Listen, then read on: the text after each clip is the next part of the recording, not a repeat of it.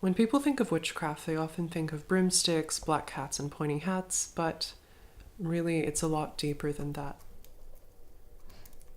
Hi, my name's Myra. I'm a transgender woman and I practice witchcraft. So I'm from the United States. I'm from a state called Virginia and a place called Rocky Mount. I was born and raised as a Pentecostal Christian. My parents were missionaries.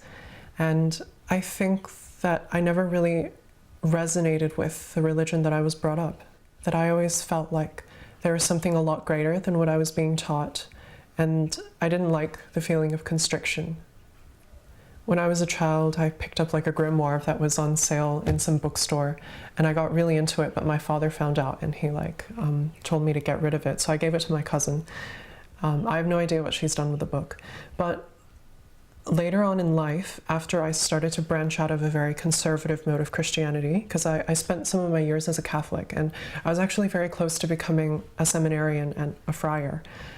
Crazy story. But after I started to leave that in my early 20s, I started to get more in touch with a more natural form of spirituality.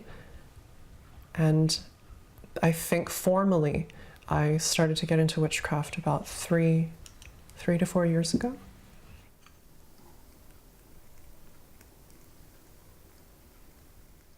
So this is the main altar that I do most of my workings on.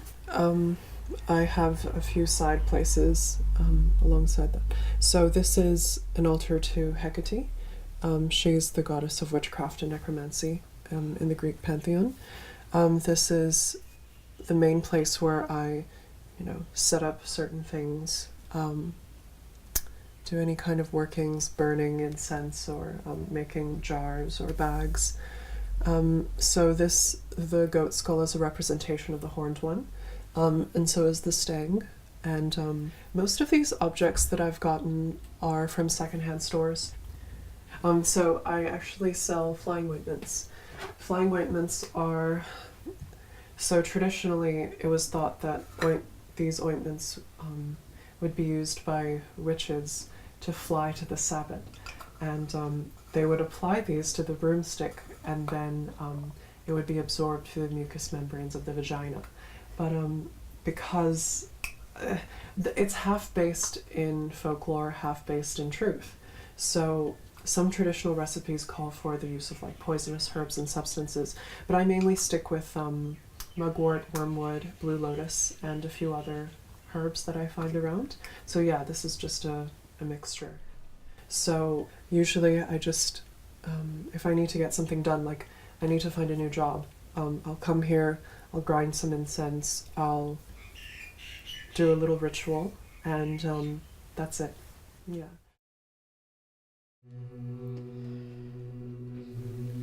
I practice witchcraft with my coven. We usually get together once a month around the full moon.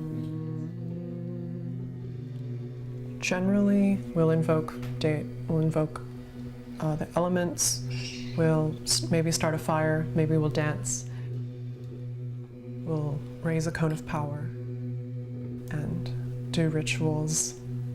Everyone's open to do whatever they want. No one has any more power than the other. Just really nice.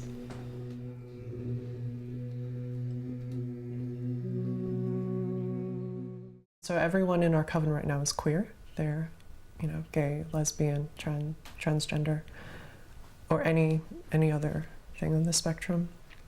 But initially it was like it would be no more than 3 or 4 people at a time. And then it started to grow and grow, and now we can't really fit the coven in my house. It's just word of mouth, And our coven is non-hierarchical, but we do have certain names or roles. So I'm what you would call a priestess, but we don't assign priestess any more power than anyone else has in the coven. Being priestess just means that I organize rituals, I'll set up things, and it's important to have an organizer or one or two main people to kind of get things going.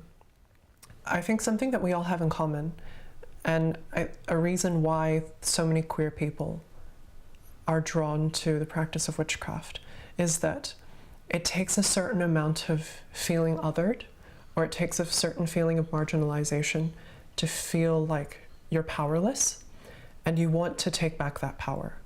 And I think witchcraft gives people an avenue of self-empowerment. Witchcraft teaches us that we are our own free agents and that we have the power to change our lives. I think that's something that everyone in the coven can relate to. It can be difficult to be a solitary practitioner, but basically we started our own coven. It's just a little group of people that get together and really support each other, spiritually and socially, emotionally. Regardless of your spiritual beliefs, to find people who are truly your friends and who accept you for who you are. That's most important. I think I've had a very rough time with my transition, and I was always taught that, like, you know, queerness is wrong. If you're born a man or born a boy, you should stay as a boy, and if you don't, it's like an abomination to God. And getting to where I am today took a lot of work and effort, and I know what it's like to be on sort of the fringes of society and not to have. I remember, like, my parents sort of disowned me for a while, and I had to scramble to find a job, and I was like afraid of getting deported from Australia. And I lost a lot of friends. They thought that I was crazy. And it took a long time to rebuild. So witchcraft sort of gave me a feeling or a sense that I was in control. There is an element or a sense of knowing what it's like to be a victim and knowing what it's like to be powerless, and then to move from that powerlessness and taking control of your life again. I don't really like to define myself as a witch. I practice witchcraft more as a way of life. For me, it's just an attitude, a way of looking at the world and knowing that I'm going to die one day and that I'm going to return to the earth and feed the next generation of living things. And I think that gives me a great sense of purpose.